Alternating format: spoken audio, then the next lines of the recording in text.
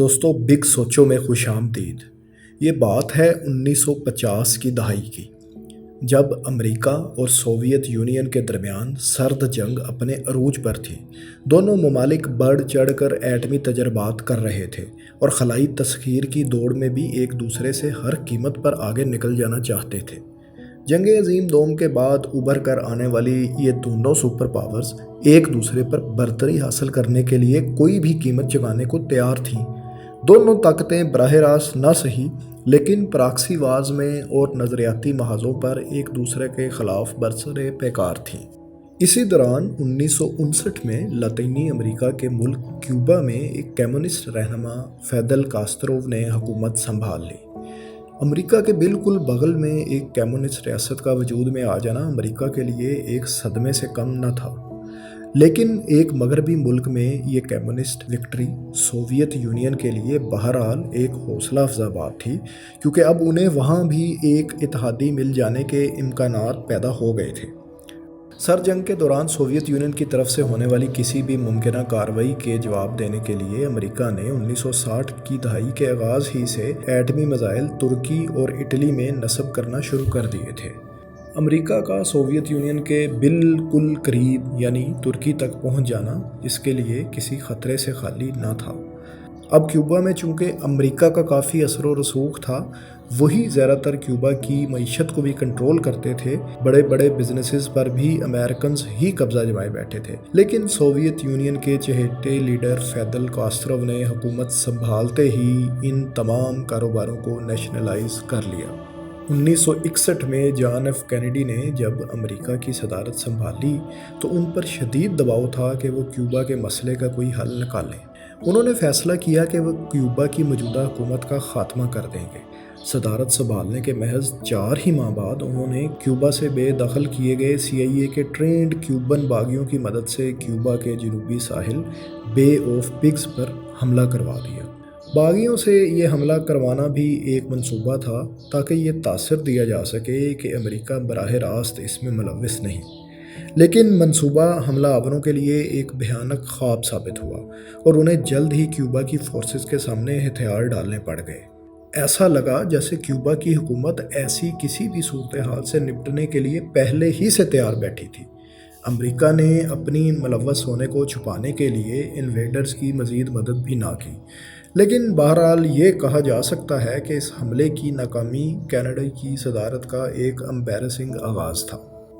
بے of pigs حملے کی ناکامی کے بعد اس بات کے امکانات بہرحال موجود تھے کہ امریکہ ایک دفعہ پھر بھرپور وار ضرور کرے گا۔ یہ سوویت یونین کے لیے ایک سنہری موقع تھا کہ جیسے امریکہ ان کے ہمسائے میں میزائل نصب کیے ہوئے تھا، ویسے ہی وہ بھی امریکہ کے انتہائی قریب اپنے اس نئے ممکنہ اتحادی ملک میں ایٹمی میزائل نصب کر دیں تاکہ امریکہ کی طرف سے ہونے والی کسی بھی ممکنہ کارروائی کا بھرپور جواب دینے کی صلاحیت ان کے پاس موجود ہو۔ اب چونکہ کیوبا کو بھی خدشہ تھا کہ امریکہ پھر سے کوئی بڑی کارروائی کر سکتا ہے، لہٰذا ان کو بھی کسی ایک طاقتور اتحادی کی ضرورت تو تھی۔ اسی دوران سوویت یونین کے ایک وفد نے کیوبا کی قیادت سے ہوانہ میں ملاقات کی اور انہیں کیوبا میں میزائلوں کی تنصیب کا آئیڈیا پیش کیا۔ کیوبا کی لیڈرشپ کو اپنا دفاع مضبوط بنانے والا یہ آئیڈیا کافی متاثر کن لگا اور انہوں نے اس پر سوچ بچار شروع کر دی۔ مئی 1962 میں سوویت یونین اور کیوبا خفیہ طور پر میزائلوں کی تنصیب کے لیے راضی ہو گئے۔ دوستو، کچھ مورخین کی رائے یہ بھی ہے کہ فیدل کاسترو سوویت بیلسٹک میزائلوں کی کیوبا میں تنصیب کے حامی نہیں تھے۔ انہیں سوویت یونین کی طرف سے شدید دباؤ ڈال کر اس آفر کو قبول کرنے پر مجبور کیا گیا تھا۔ لیکن بہرحال جو بھی تھا، اب یہ فیصلہ تو ہو چکا تھا کہ سوویت یونین اپنے میزائل کیوبا میں نصب کرے گا۔ دونوں ممالک کی منظوری کے بعد منصوبے کی تمام تر پلاننگ کو انتہائی خفیہ رکھا گیا تاکہ کسی کو کانوں کان خبر نہ ہو، حتیٰ کہ اس مشن پر جانے والے فوجیوں کو بھی اس مشن کی تفصیلات سے لا علم رکھا گیا تھا۔ جولائی 1962 میں میزائل ٹیکنالوجی کے ماہرین اور فوجیوں کی بڑی تعداد کیوبا میں پہنچنا شروع ہو گئی۔ کیوبا میں سوویت میزائل فورسز کے سربراہ نے ان سائٹس کا دورہ بھی کیا جہاں انہیں نصب کیا جانا تھا۔ مبینہ طور پر بیلسٹک میزائل انسٹالیشن کے لیے 9 سائٹس کا انتخاب کیا گیا تھا۔ ستمبر میں سوویت یونین کے ایٹمی میزائل بھی کیوبا پہنچنا شروع ہو گئے۔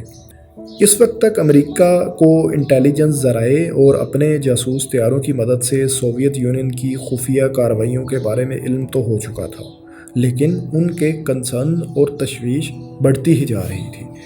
سوویت یونین اس بات پر زور دے رہا تھا کہ وہ کسی قسم کے اوفینسو ہتھیار کیوبا کو فراہم نہیں کر رہا اور نہ ہی انہیں اس کی ضرورت ہے۔ یو ایس ایس آر کی ان کارروائیوں کو دیکھتے ہوئے امریکہ نے کیریبین سی میں فوجی مشقوں کا آغاز کر دیا تاکہ ان پر نظر بھی رکھی جا سکے۔ اس کے ساتھ ہی امریکہ نے سوویت روس کو کیوبا میں میزائل نصب کرنے کی صورت میں سنگین نتائج کی دھمکی بھی دے ڈالی۔ سوویت یونین نے امریکہ کی دھمکیوں کو پس پشت ڈالتے ہوئے اپنے منصوبے پر عمل درآمد جاری رکھا، بلکہ امریکہ کو جواباً دھمکی دے ڈالی کہ کیوبا یا پھر سوویت یونین کے بحری جہازوں پر کوئی چھوٹا سا حملہ بھی ایکٹ آف وار تصور کیا جائے گا اور اس کا بھرپور جواب دیا جائے گا۔ دونوں ممالک کے درمیان لفظی جنگ جاری رہی۔ بہرحال ابھی تک امریکہ کو اس بارے میں مکمل یقین نہیں تھا کہ روس واقعی ایٹمی ہتھیار کیوبا میں نصب کر رہا ہے۔ بعض رپورٹس کے مطابق وہ انہیں کچھ روایتی دفاعی قسم کے ہتھیار سمجھ رہے تھے۔ ہاں، البتہ امریکہ اپنی جاسوسی جاری رکھے ہوئے تھا۔ اسی دوران انہیں کچھ رپورٹس ملی کہ کیوبا میں رات کے وقت فوجی گاڑیاں سلنڈر نما بڑے بڑے اجسام جنہیں مکمل طور پر چھپایا گیا ہوتا ہے لے کر جاتی ہوئی دکھائی دی ہیں۔ امریکنز کا شک اب اور بھی گہرا ہوتا جا رہا تھا۔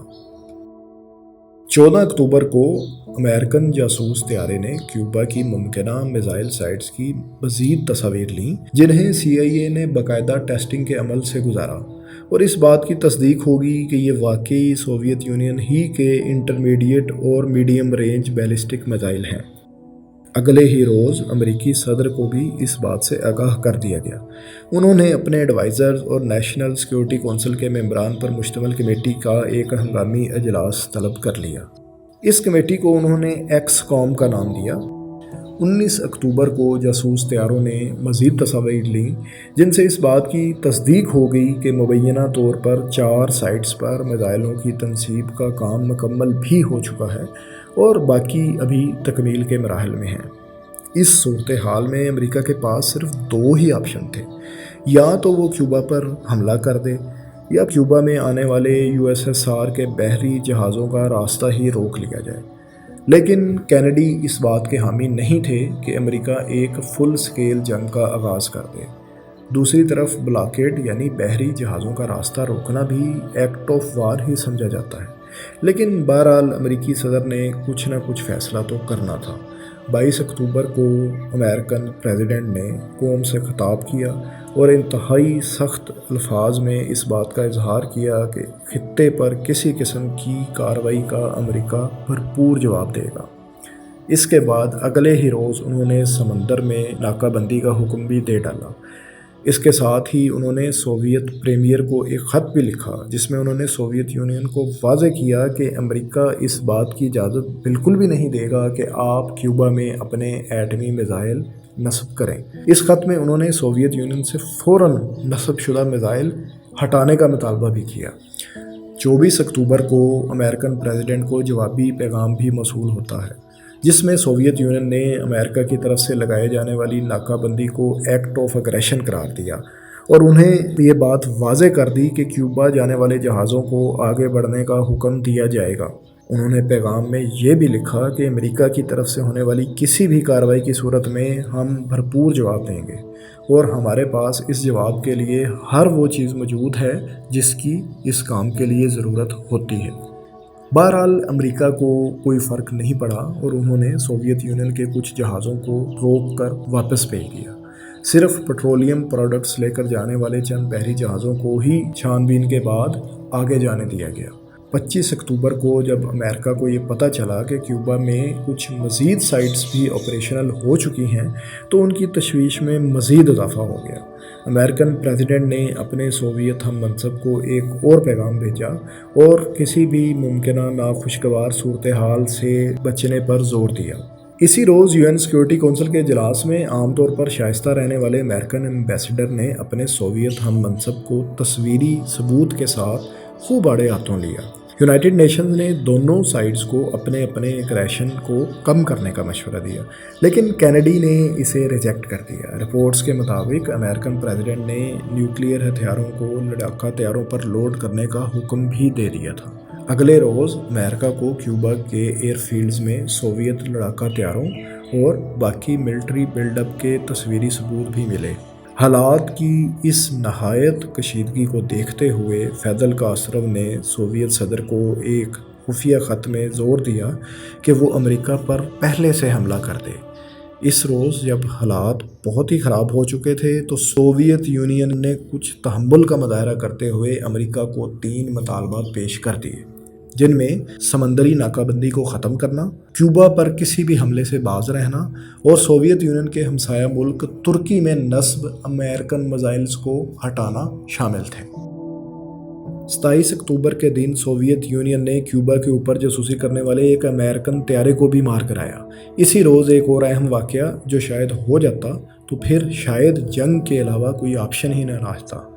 وہ واقعہ یہ تھا کہ سمندری ناکے کے قریب موجود ایک آبدوز پر امریکن نیوی نے حملہ کر دیا۔ سوویت آبدوز کے کیپٹن نے سمجھا کہ شاید جنگ کا آغاز ہو چکا ہے، لہٰذا انہوں نے جوابی حملے کا فیصلہ کر لیا۔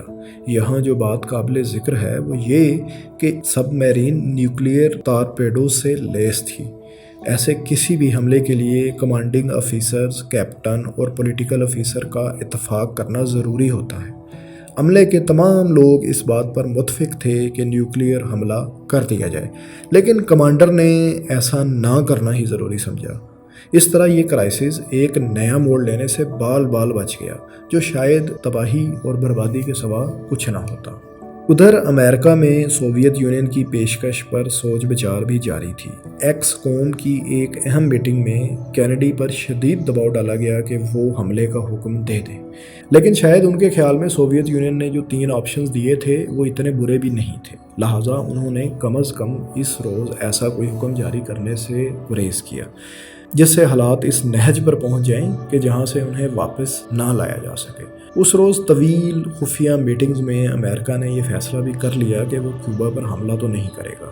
اگر سوویت یونین اپنے میزائل کیوبا سے ہٹا دے تو امریکہ ترکی سے اپنے میزائل ہٹانے پر بھی راضی ہو گیا، لیکن اس بات کو انہوں نے خفیہ رکھا تاکہ امریکہ کے یورپی اتحادی اس کو امریکہ کی سوویت یونین کے خلاف کمزوری نہ سمجھے۔ بالآخر 28 اکتوبر کو یہ کشیدگی کچھ کم ہوئی اور دونوں سائڈز نے اپنی اپنی سٹیٹمنٹس میں کرائسس کے باقاعدہ خاتمے کا اعلان کر دیا۔